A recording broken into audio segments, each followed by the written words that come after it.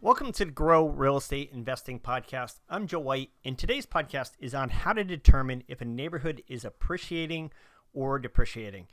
The thing most said relating to real estate has to be location. And I understand it feels oversaid, but it's said for a very good reason.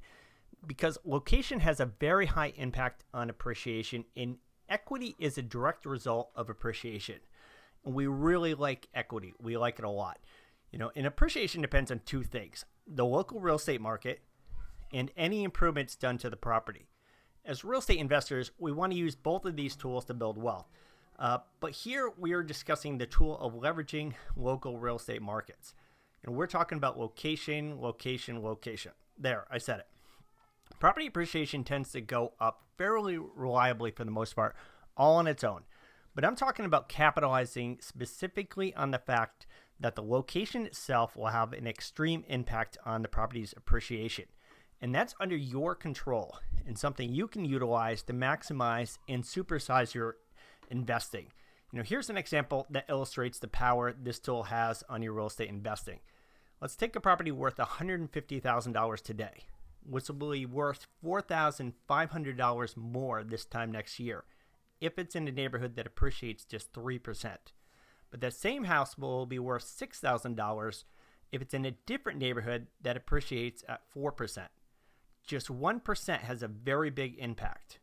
In 5 years, that difference becomes $8,000. And that's not it. This past year, Philadelphia has seen an overall appreciation of 3.56%. As usual, we beat the national average. But we had neighborhoods with median home prices go down as low as 8.4%, and neighborhoods that went up as high as 91.8%. So we're not just talking about a 1% difference in appreciation. 91.8% is a very big different number than 1.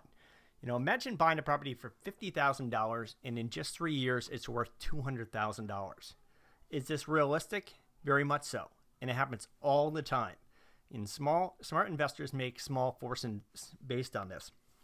And that's why you should be using the tool of locational appreciation as you invest in property. Investing in real estate has multiple wealth creation advantages, unlike other forms of investing. There's leverage where you're making money using money that's not even yours. There are the huge tax benefits where you're making a fortune by avoiding paying taxes entirely. And here is the added dynamic of locational appreciation, which supersizes the other two. The beautiful thing with locational appreciation is that, like the other wealth creators found with real estate investing, utilizing this tool takes very little effort, especially compared to the extremely large financial returns that you'll make. Obviously there is some effort, but that effort really just takes a few hours.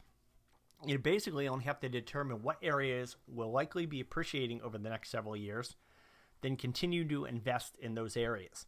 Now if you're really smart, you'll also take the time to determine what areas are likely to depreciate and begin repositioning any investments you have from these areas. If you are really, really smart, you'll determine both of these long before anyone else realizes it. Do that and you can take the huge early appreciation advantage and retire very young and very wealthy. And this is called speculation. But speculation makes it sound difficult and it makes it sound risky. Like you're a gambler, and we don't like gambling. But it's not difficult at all. Real estate investing is always far more science than it will ever be art. And as far as science goes, it's real estate. It's not rocket science. Real estate is many things, but complicated isn't one of them. Simply put, a neighborhood is either getting better or it's getting worse. Nothing in life can stay exactly the same. Something is either getting better or it's getting worse. So simply buy in the right area, find the next hot spot, and you'll hit the real estate investor jackpot.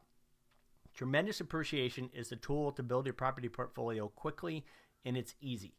You simply need to take a moment before you purchase property to determine where you should buy. What neighborhoods are appreciating, what neighborhoods are depreciating. Okay, so how do we do this? Here are some tips. It's close to the current hotspot.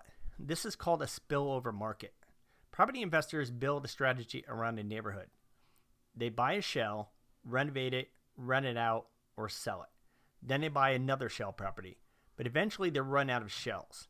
So they have to push the borders farther and farther. I look for areas that are several blocks away from where homes are currently being renovated, knowing that those developers will soon run out of properties.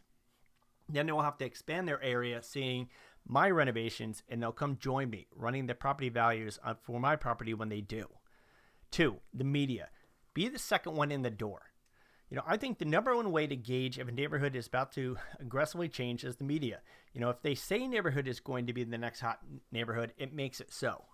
Once said out loud, experienced property investors begin investing in the area. Then comes the less experienced investors and the contractors providing themselves with work by doing their own flips. These investors take the least expensive properties they can buy on the block and they renovate them into the most valuable properties on the block. Then come the developers who turn the worst properties of all, the trash-filled lots, and turn them into modern home palaces. The media kind of causes a mass gentrification. If they say a neighborhood is okay to live in, then people move in. Opportunity would be number 3. If you see a mix of new renovations and shell properties on a block, this is a sign the block is about to change. The real opportunity for values to soar is in the shells. These properties have the most leverage to change the block. If you buy while there's still plenty of opportunity for other investors to buy, you'll likely see very nice carry-along appreciation. Renovate the worst house on a block and all the property values go up. Buy a property when the block is still ugly with only 2 renovations on it and with 3 shell properties on it, then investors will flip the shells after they see another developer has done so first and paved the way. If you think it's safe, so will I. 2 renovations on a block leads to 5 very quickly. 4, follow the young, cool culture. Artists, gays, hipsters, say what you will, they clearly lead the gentrification charge into hot new neighborhoods. Why? They spend money. Amenities are the big appreciators of neighborhoods. Cool gastro pubs, coffee shops, they all bring huge chains that create value for property. 5, track completed property transactions. This certainly takes considerably more effort, but this effort will pay you very, very well. Ask a real estate agent to send you a completed transaction report from the MLS each quarter. What you're looking for is what the experienced, deep pocket investors are doing. Often experienced property investors will identify a choice area and will quietly buy heavily in the area long before prices go up.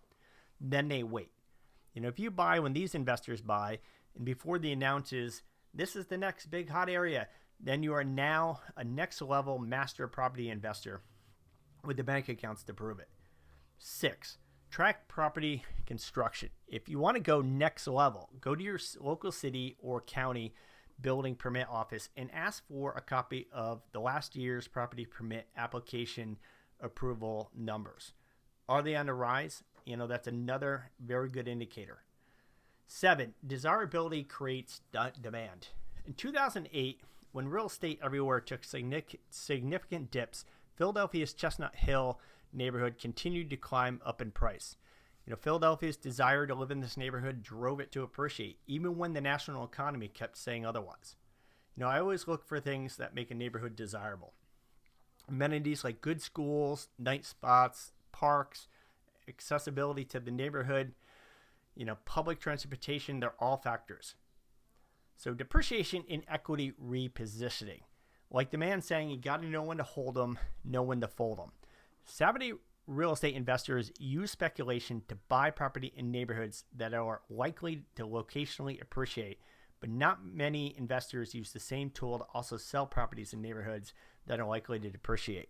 What goes up must go down, and buy low and sell high. But most of us don't do that. Why?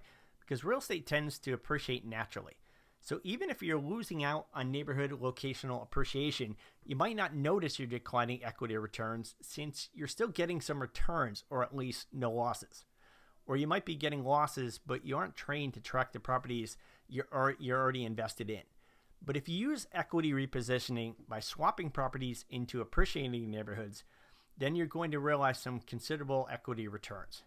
So go back to the numbers in the paragraph 4 through 6 and see what you might be losing and what you might be gaining. Also called gentrification. To some people, it's a good thing. To others, gentrification is a bad word. The reality is a neighborhood cannot survive a decline with any real duration.